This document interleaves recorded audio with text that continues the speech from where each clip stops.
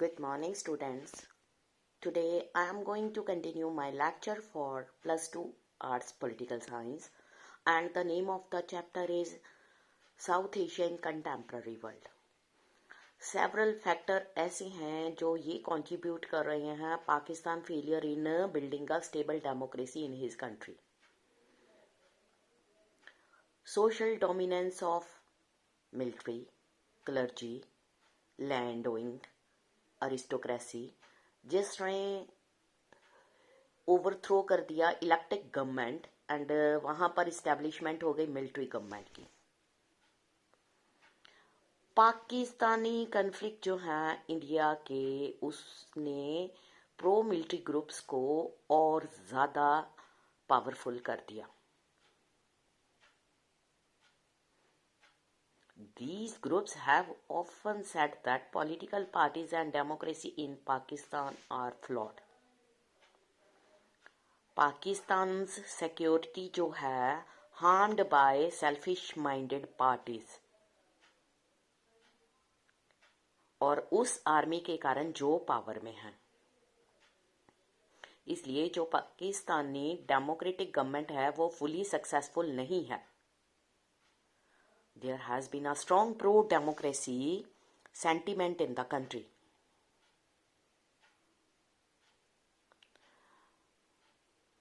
जो पाकिस्तान है has a courageous and relatively free press, strong human rights movement.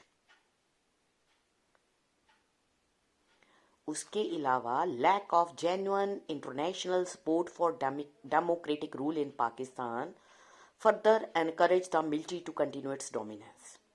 जिसके कारण जो डेमोक्रेसी है पूरी तरह से खत्म हो गई है पाकिस्तान में.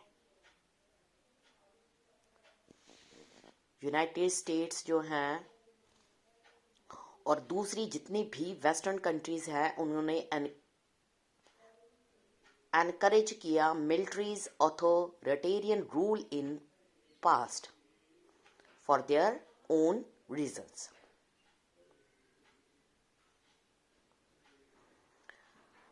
Given their fear of the threat of what they call global Islamic terrorism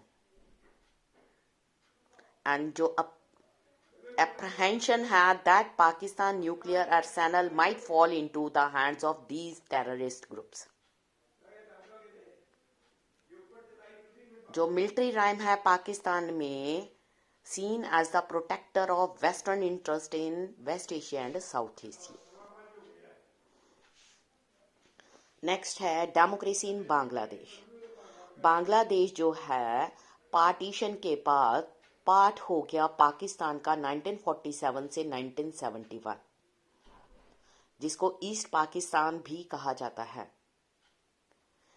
इसके पास पार्टीशन एरिया है बंगाल एंड असम का. उसके अलावा पीपल जो हैं इस रीजन के resented the domination of western Pakistan.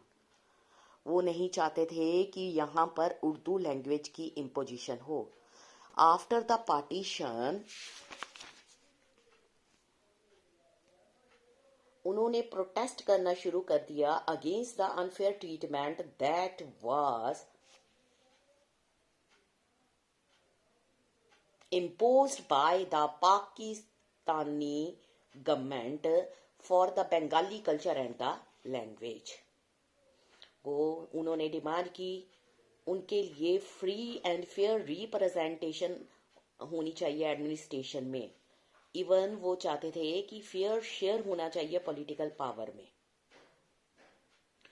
Sheikh Mujib उर रहमान उन्होंने वेस्ट पाकिस्तान की डोमिनेशन के लिए मूवमेंट स्टार्ट कर दी. उन्होंने डिमांड की कि ईस्टर्न रीजन के लिए ऑटोनॉमी होनी चाहिए.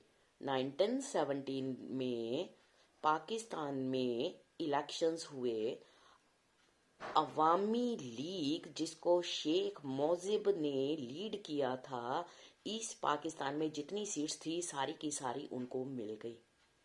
इसलिए जो कॉन्स्टिट्यूएंट असेंबली प्रपोज करने के लिए मेजॉरिटी ऑफ सीट्स उनको चाहिए थी होल पाकिस्तान में, उसके लिए वो कैपेबल हो गए. बट जो गवर्नमेंट डोमिनेटेड थी by the west Pakistani leadership, उन्होंने रिफ्यूज कर दिया to convene the assembly. Sheikh Mujib को अरेस्ट कर लिया गया under the military rule of general Yahya Khan. Pakistani army ने ट्राइड किया सप्रेस करने के लिए mass movement of Bengali people. Thousands जो थे बंगाली लोग मारे गए बाय द पाकिस्तानी आर्मी, जिसके कारण लार्ज स्केल माइग्रेशन इंडिया में हो गई, जिसने क्रिएट किया huge refugee problem for India.